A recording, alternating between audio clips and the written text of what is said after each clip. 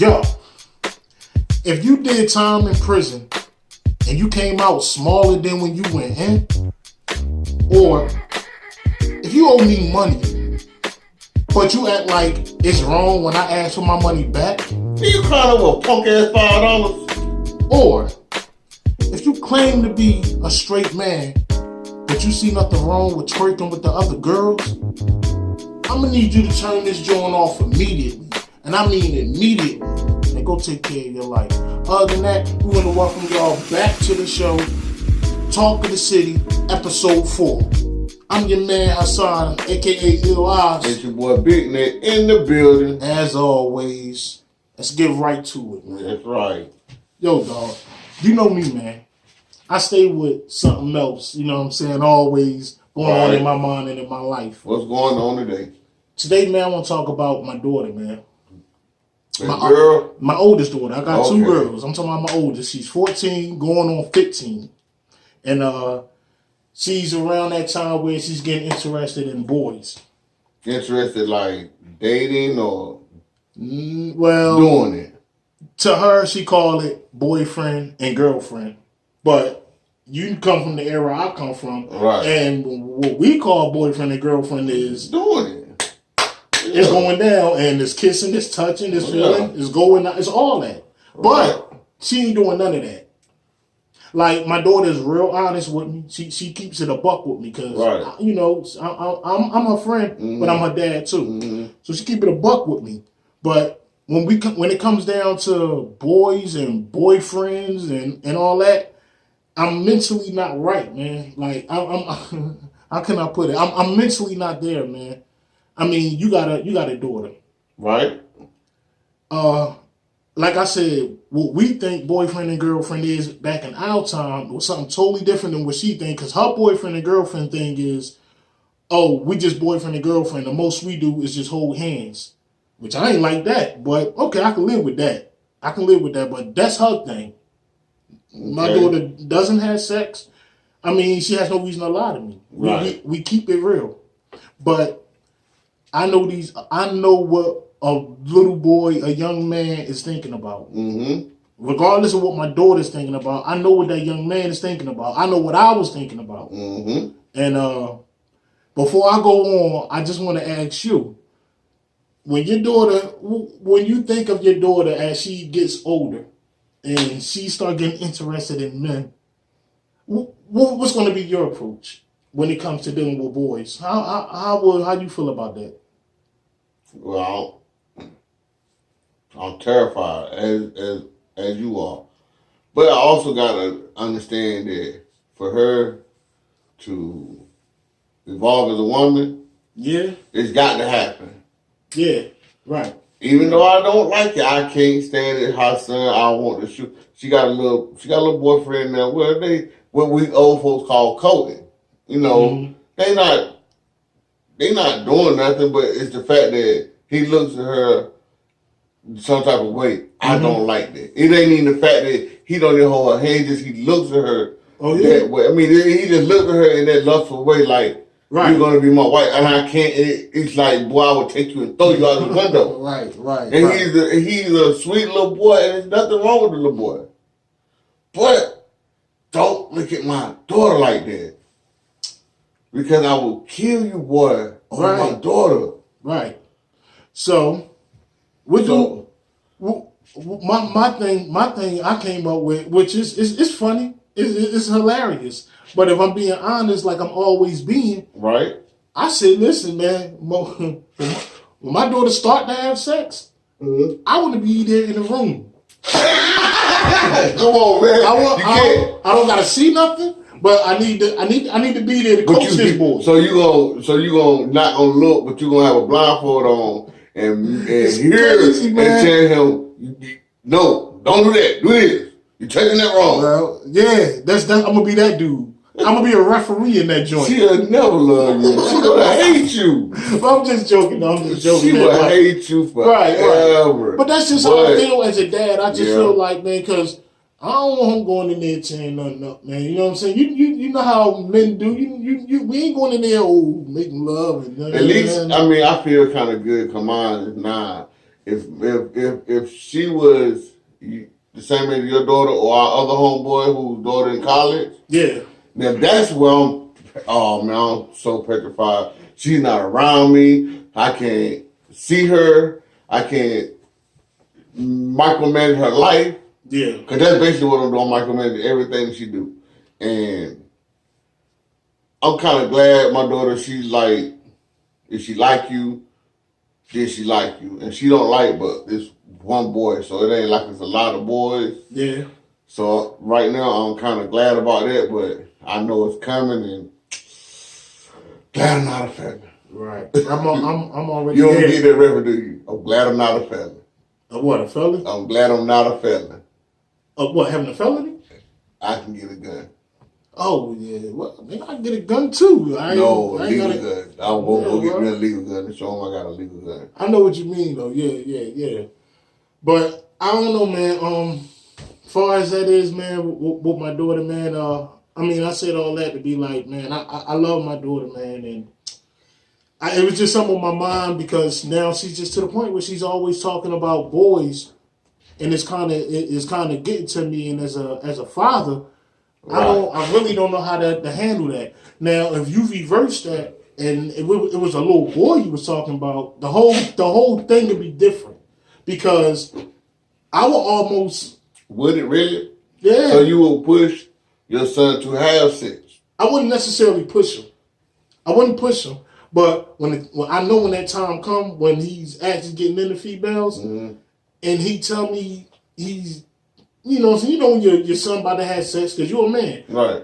When that time come, I'm more quicker to be like, all right, man, you having sex. He go a condom. So he can do it with your daughter like, he go a condom. Because I don't want to think about that. But ain't this being like more proactive, like, okay. Yes, it is. Yes, it is. But I'm just talking as just being the dad, man. It's just something crazy when you have a daughter. It's just you're right. I don't know, man. I just want to put that out there, y'all, because like I said, the only reason I pulled it up is my daughter. She's in the boys, and I'm just having a hard time trying to cope with this thing. Like I do want grandkids, but I don't want to think about her having sex. Well, it could be like a friend of mine. This is what he said, and this trips me. I said, I want my daughter. My daughter don't have a girlfriend. She don't have a boyfriend. I said, so you just gonna kill the possibility of her having grandkids? That's why I got 4 kids for. I said, man, that's crazy. So you gonna push your daughter to be gay, which is against nature. I ain't gonna say religion. It's against nature. Yeah. Okay. To justify your insecurities, you crazy as hell. So you say he gonna push her to try to be a dyke? Yeah. If she every time she come home with a boy, he gonna beat him up. Oh man. He gonna assault the boy. I said, you gonna I ain't worry about that, gonna have a long cause it's about 2 or 3 times. You ask me to jail. I thought about that, but what the fuck? What's that going to do? Because all she going to do is do it behind your back. Ain't going to run right to him anyway. You know what I'm saying? It's not going to help. I thought about that, but when it boils down to it, man, I guess when she get, I gotta get it all out my system.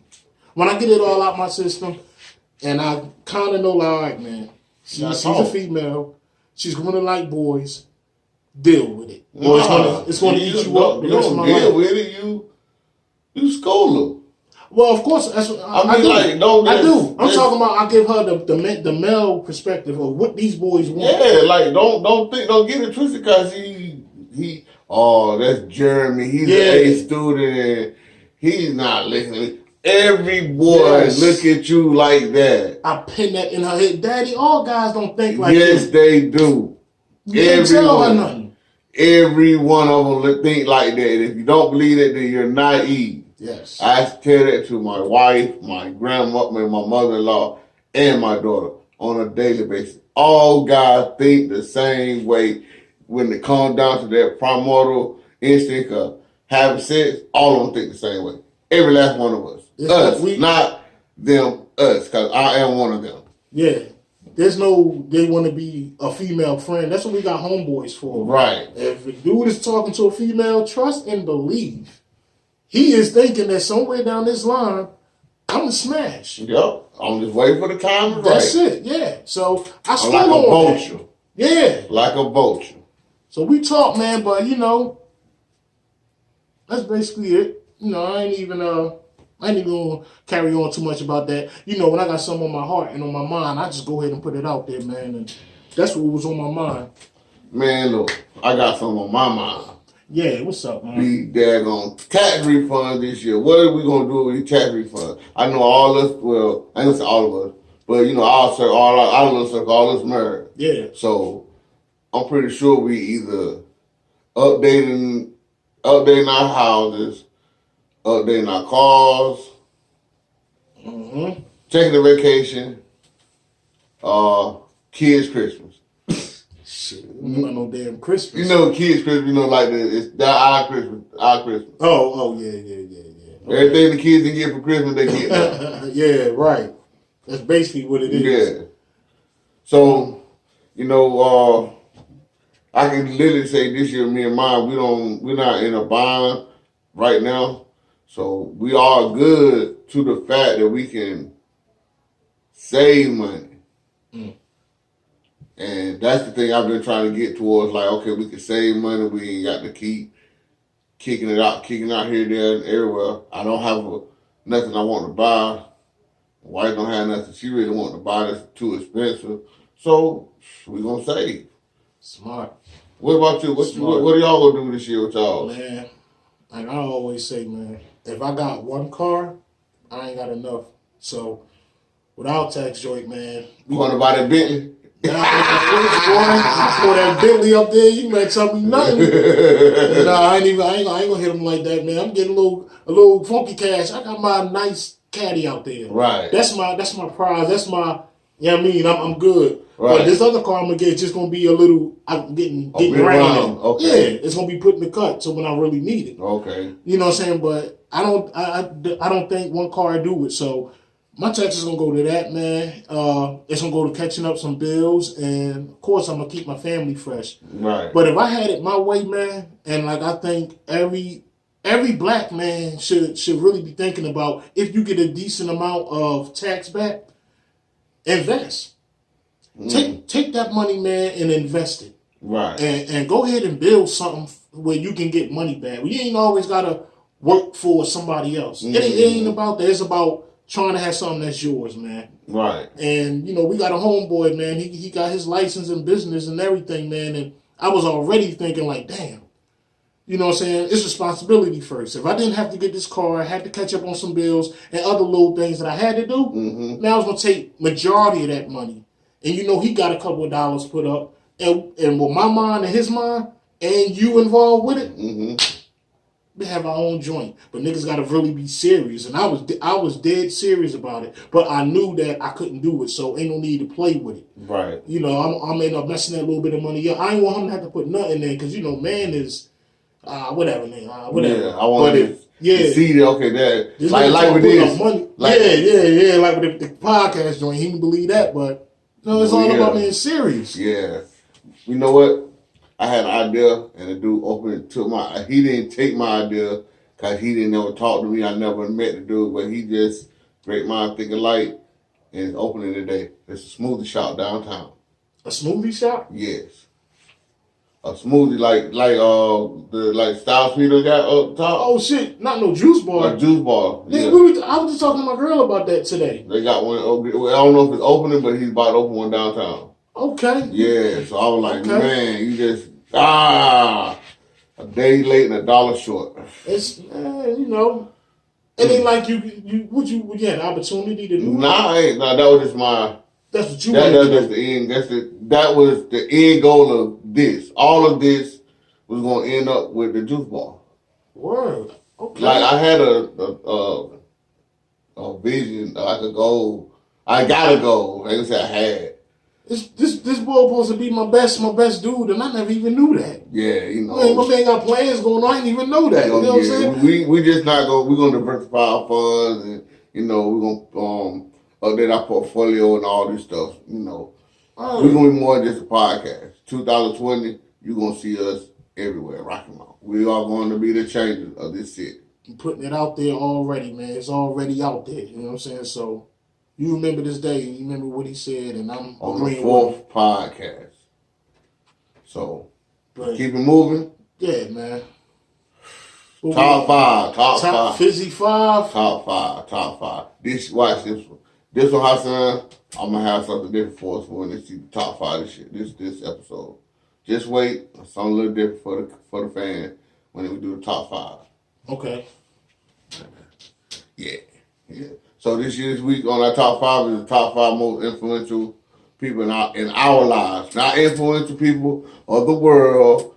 So you might not know these people, you might not have met them, but these are the top 5 people who influence our lives. Me and his. Yeah.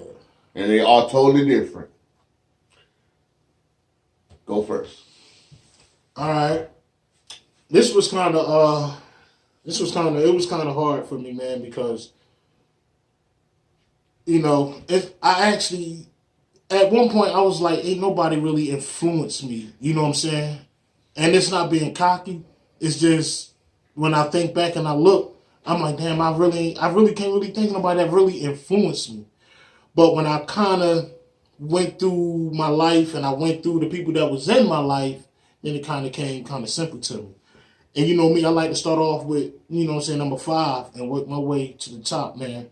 So my 5th joint would be, man, who really influenced me in life, man, was my grandma, Deldy. She always kept the family tight. Every time an event came up, we was always around her, and she made sure that the family was tight. And that's what I got out of that, and I got out of her, is that, you keep your family tight, man. And my number 4 joint, man, would be, I had a pastor. I used to go to church, and I had a pastor that really introduced me into Christ. Now, a lot of people got their own opinion about Jesus Christ and all that, but trust and believe. When you're dealing with me, that's a topic that's going to come up. Just not right now, but let's just say he introduced me into Jesus Christ, and we're going to leave that at that, and I'll build on that on another time. But I'm glad he did that, and that was a real influence in my life. Now, my 3rd one, man, is my mom. My mom, man, she works hard. She keeps 2 and 3 jobs. She's the definition of if you want something, then go work for it. You know what I'm saying? And I get that out of her. She drilled that in me all the time. If you want something, go work for it and go get it. And she do it to this day. You know what I'm saying? Every time I'm in a bind, nobody I can go to but my mom. She's the main one that'll get me out of a jam. So my number 2 joint would be my wife, man.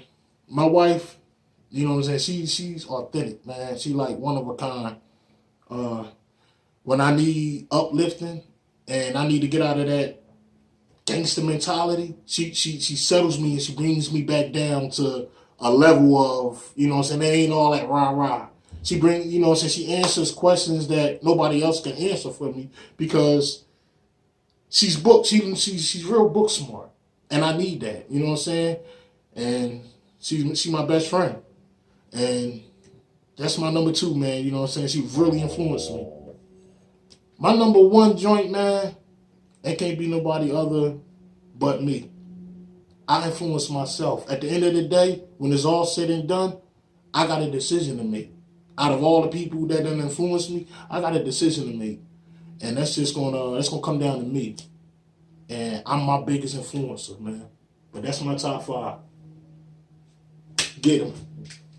Man, that was deep. Especially with the part about your wife, man. Yeah. I'm to the point where I really don't know if mine can. It ain't about that. This is personal. This is about who influenced you. All right. It ain't about who, Top 5. Starting number 5.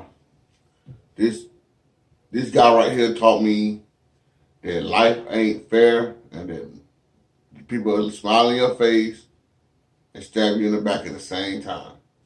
Will Earp. Thank you, sir. Number 4. My big brother. JD, a.k.a. Jack Jeff, a.k.a. Jeff Jones. Jeff. Taught me how to be a man. Taught me how to stand on my own too, to get out here and work and get what you need to take care of your own family. Because ain't nobody gonna do it. Number 3, my mom's. She was so strong that she basically beat in me and taught me that if I can take you through it and you can get through what I do to you, you can deal with anything else going on in this world, anything else, including a heart attack. Because I've been through 2 and I'm still here. Facts. Number 2, it's my wife. Like you say, man, that's my rock. Yeah. There's been times where I was down and out and depressed and didn't know if I could make it or not, and this woman held me down, like, held the whole family down. Right. When I didn't have the mentality to go out here and get and do right, she got out here and done right till I was able to get myself together. Word. And number 1, I don't reason I put it number 1 is because I wouldn't be what I am without him, my nephew, Marlon O'Keefe, a.k.a. Stink. Stink taught me the swag. Before swag was a word. And with that swag, I was able to partake what he taught me and showed me and show other people. And other people like, Dad, you know about those things, you know about them kicks. You know about that? Yeah, I know about that. Why I know about that? Because he showed me. So that's my top 5 influential people in my life. For all you others, eat a dick. Fuck you. My man say fuck you. But yeah, man. Oh man, we going over, man. We getting to be longer and longer, hot son. It's cool. It's Now cool, we're man. on 22 minutes. That's cool. We ain't gonna hold them no much longer, man. Nah, how we do, man. Just want to get in y'all ear a little bit, man. Let my man take us out. Yo, this has been Top of the City, episode 4. Peace. Make sure you follow us and hit that like button, man. And subscribe. Peace.